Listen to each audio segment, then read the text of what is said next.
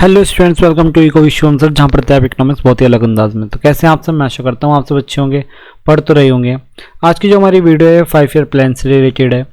इसमें मैंने जो फर्स्ट पार्ट पढ़ाया था आपको, उसमें 6 5 ईयर प्लान मैंने एक्सप्लेन कर दिए थे। अब जो बचे हुए बाकी जितने भी लेफ्ट बचे हैं, हम उसको इस वीडियो में देखेंगे कि कैसे कैसे कौन से 5 ईयर प्लान में कौन से इंपॉर्टेंट क्वेश्चन बनते हैं जो कि ऑब्जेक्टिव बनते हैं। वीडियो को स्टार्ट करने से पहले थोड़ा सा मैं इंट्रोडक्शन दे दूं कि ये वीडियोस MGKVP यूनिवर्सिटी के जो बच्चे हैं उनके लिए है। ये इंडियन इकोनॉमिक्स का टॉपिक है और जो उनके यहाँ पर एक माइनर का पेपर होता है इश्यू ऑफ इंडियन इकोनॉमी, तो उनकी भी मैं वीडियोस यहाँ पे ले रहा हूँ। तो जो बच्चे इंडियन इकोनॉमी से के टॉपिक्स को लेना चाहते हैं वो भी इन वीडियोज़ को आराम से ले सकते हैं, कोई दिक्कत नहीं है, ठीक है। और मैंने बच्चों से पूछा था कि वो ऑब्जेक्टिव में ज़्यादा अच्छा से समझ पा रहे हैं या फिर ये टॉपिक वाइज में। तो एक बच्चे का कमेंट आया भी था कि सर आप ऑब्जेक्टिव क्वेश्चन MCQ क्वेश्चन ही की वाली वीडियो बनाइए। तो मैं जो नेक्स्ट वीडियो बनाऊंगा वो आपके ऑब्जेक्टिव क्वेश्चन से रिलेटेड बना दूंगा। और अगर इसके बीच में मुझे लगता है कि कोई टॉपिक ऐसा है जो कि एक्सप्लेन मुझे कर देना चाहिए इंडिविजुअल, तो मैं उसकी एक इंडिविजुअल वीडियो बनाकर आपको डाल दूंगा, ठीक है। स्टार्ट करते हैं आज की वीडियो। ये आपका 7th पर पहुंच गए थे हम। तो 7th पर पहुंच गए थे। 7th जो आपका 5 ईयर प्लान होता है वो 1985 से 1990 तक चला था। डेट आपको मैंने बताया था कि डेट हमेशा सेम ही होती है। लीड बाय किसने किया था? जो पहला क्वेश्चन पूछा जाता है इस 5 ईयर प्लान से, तो वो क्या पूछा जाता है? वो यही पूछा जाता है कि ये लीड किसने किया था। ये राजीव गांधी जी ने किया था, जो कि उस टाइम के प्राइम मिनिस्टर थे। पर्पस क्या रखा गया था? इसका पर्पस रखा गया था मोर एम्प्लॉयमेंट, मतलब कि रोजगार, ज़्यादा से ज़्यादा रोजगार और एनर्जी डेवलपमेंट, ठीक है। टारगेट क्या रखा गया था? टारगेट रखा गया था 5% का, और जो एक्चुअल हमने अचीव करा वो करा हमें 6%। देखिए 5% का टारगेट था और एक्चुअल हमने अचीव कर दिया, तो एक सक्सेसफुल प्लान था, ठीक है। इसमें और बहुत सारी इंपॉर्टेंट चीज़ हुई थी, जैसे कि इसमें 1988 का आपका सेबी इस्टेब्लिश हुआ था। 1988 का सेबी स्टैब्लिश हुआ था। और भी कुछ चीज़ें जैसे कि क्या क्या आपका CAPART, इसकी फुल फॉर्म लिख लेना आप लोग। इसकी फुल फॉर्म होती है council for advancement of people action and rural technology, ठीक है। तो इसकी फुल फॉर्म होती है, ये भी आपको याद रखना है। और इसमें एक और चीज़ पूछी जाती है, 2 सेकंड रुकिए, पेन में कहाँ। और एक और चीज पूछी जाती है जो आपकी इंदिरा डेवलपमेंट स्कीम भी इसी के अंडर चली थी 1986 में, इंदिरा डेवलपमेंट स्कीम। और इसमें एक और चीज स्टार्टेड, जो इसमें मेन चीज थी जो आपसे कई बार पूछा जाता है कि स्टार्टेड स्पीड पोस्ट भी इसी प्लान के अंडर स्टार्ट हुआ था 1986 में, ठीक है। उसके बाद देखते हैं ये हमारा कौन सा प्लान था? 7th प्लान था। उसके बाद एनुअल प्लान चलाए गए, एनुअल प्लान जो कि 1990 से 1992 तक, इसमें 2 एनुअल प्लान चलाए गए थे, 90 और 91 के, और 1992 से। तो ये क्या था कि जो हमारा 8 5 ईयर प्लान था उससे पहले क्या हुआ, उसको ना रखते हुए क्या रखा गया? 2 एनुअल प्लान चलाए गए। ऐसा क्यों हुआ? वही आपका पॉलिटिकल जो सिचुएशन थी वो अस्थिर थी, मतलब कि दोबारा से दूसरी आपकी सत्ता बन गई, दूसरी सत्ता बन गई। उसी वजह से क्या हुआ कि बीच में ये प्लान चलाए गए थे। उसके बाद क्या किया गया? हमारा 8th 5 ईयर प्लान स्टार्ट हुआ, जो कि 1992 से 1997 तक रहा था। और ये मोस्ट इंपोर्टेंट है आपके लिए, मोस्ट इंपोर्टेंट है ये वाला। मोस्ट इंपोर्टेंट क्यों है?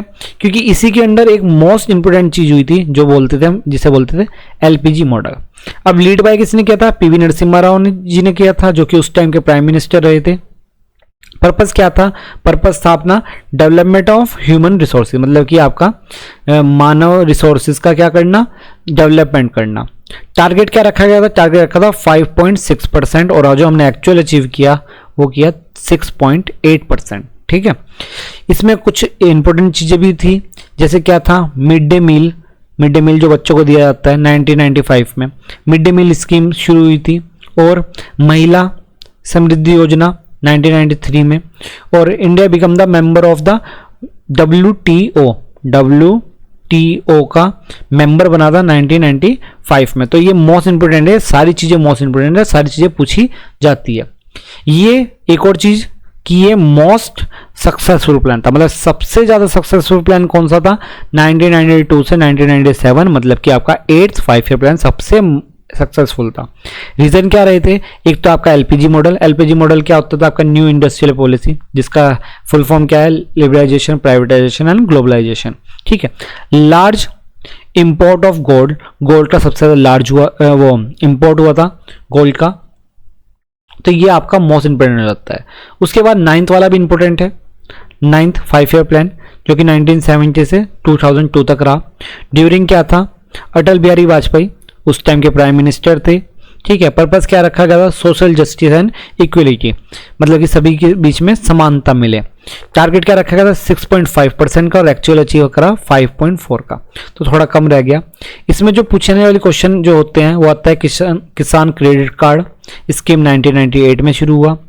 2000 सन में एक चीज लिखी गई थी, विजन 2020 बुक, जो कि एपीजे अब्दुल कलाम जी की थी बुक, तो ये बुक बहुत अच्छी है। नेशनल क्रॉप इंश्योरेंस स्कीम भी 1999 से स्टार्ट हुई थी। सेज, आपका सेज की जो इस्टेब्लिशमेंट हुई थी वो भी इसी के अंडर हुई थी।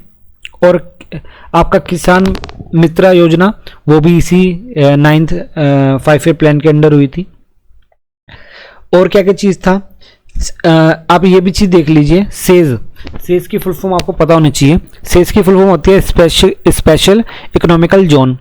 क्या होती है, स्पेशल इकोनॉमिकल जोन। ठीक है, स्पेशल इकोनॉमिकल जोन, तो इसमें स्पेशल इकोनॉमिकल जोन काफ़ी सारे आए थे, जिसमें एक दो के नाम मैं बता देता हूँ। एक तो नोएडा ही था, ठीक है, और वेस्ट बंगाल का एक और नेम था, मुझे याद से नहीं आ रहा है वो क्या था, और एक विशाखापट्टनम था। ठीक है, और चेन्नई का था, तमिलनाडु स्टेट से जुड़ा हुआ था, कोची था।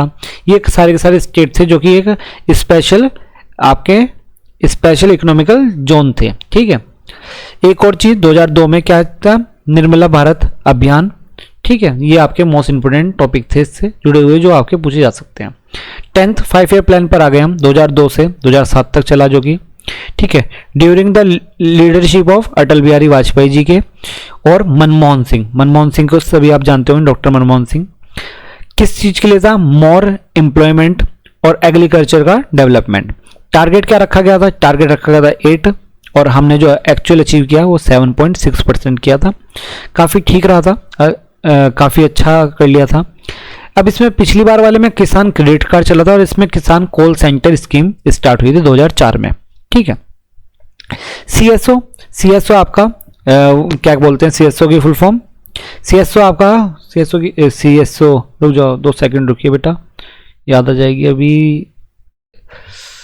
क्या बोलते थे इसको, मुझे इसकी फुल फॉर्म याद नहीं आ रही, वैसे मुझे अभी याद थी, अभी बताने वाला था मैं।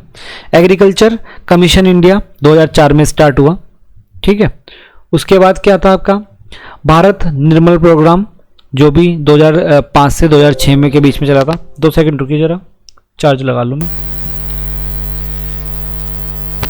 उसके बाद आपका नरेगा, नरेगा को ही बदल के बाद में क्या कर दिया था, मनरेगा कर दिया था। तो ये क्वेश्चन बार बार पूछा जाता है, ध्यान रखना। मनरेगा और नरेगा, नरेगा जो है कौन से में, 10th में, किस में, 10th में नरेगा था, और जो मनरेगा है वो अगले वाले में है। ठीक है, भारत निर्मल प्रोग्राम ये भी इसके अंडर आया था। और आपका जो मैं अभी बता रहा था सीएसओ, सीएसओ होता है central state office, central state office. ठीक है, सेंट्रल स्टेट ऑफिस होता है, जो कि एक दूसरा नेम था उसका, पहले सेंट्रल स्टेट मिनिस्ट्री करके कुछ नाम था उसका, उसे चेंज किया गया था सेंट्रल स्टेटिक ऑफिसर ऑफिस करके। ठीक है, तो ये था। नेक्स्ट में चलते हैं, आपका 11th 5 ईयर प्लान में lead by Manmohan Singh, lead by Manmohan Singh किया गया था, डॉक्टर मनमोहन सिंह के द्वारा।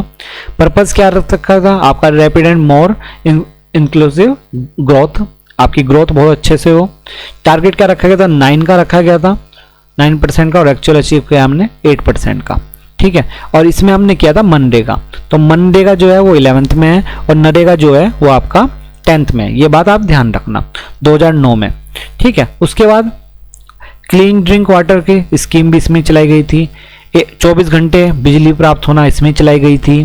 और आपका कंज्यूमर प्राइस इंडेक्स भी इसमें सेट किया गया था 2011 में। नेशनल फूड सिक्योरिटी एक्ट भी इसी 5 ईयर प्लान के अंदर लाया गया था। तो इसके मोस्ट इंपोर्टेंट टॉपिक्स से जो कि आप आराम से पढ़ सकते हैं।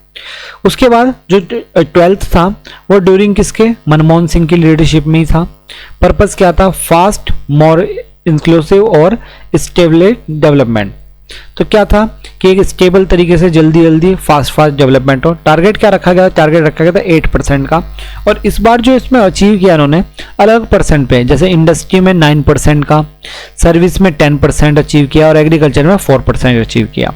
तो ये आपका 12 था, ये लास्ट आपका 5 ईयर प्लान था।